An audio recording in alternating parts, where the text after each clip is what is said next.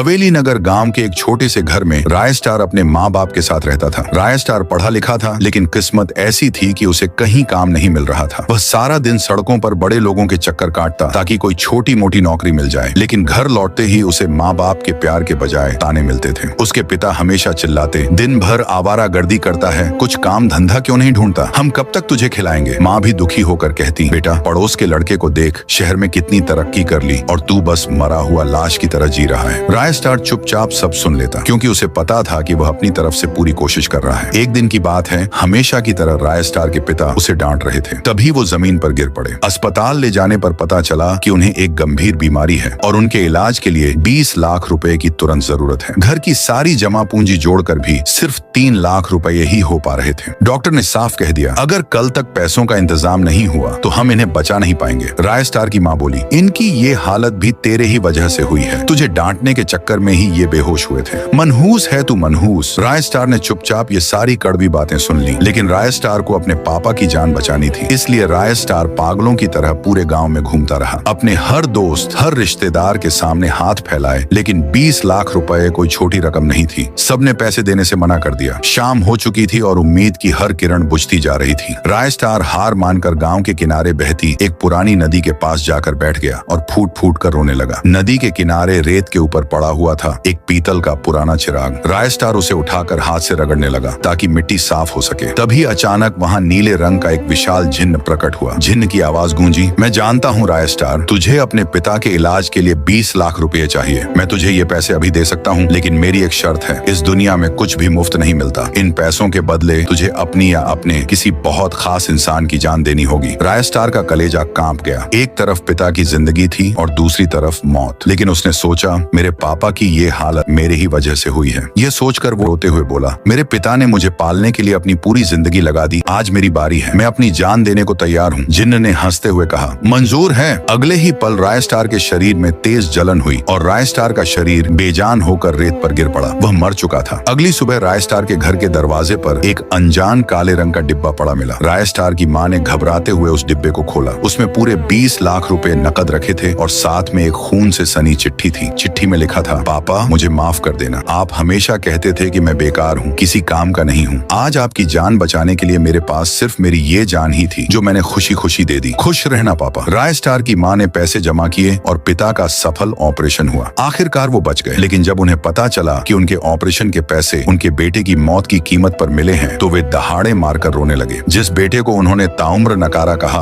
उसी ने उनके लिए अपनी जान दे दी।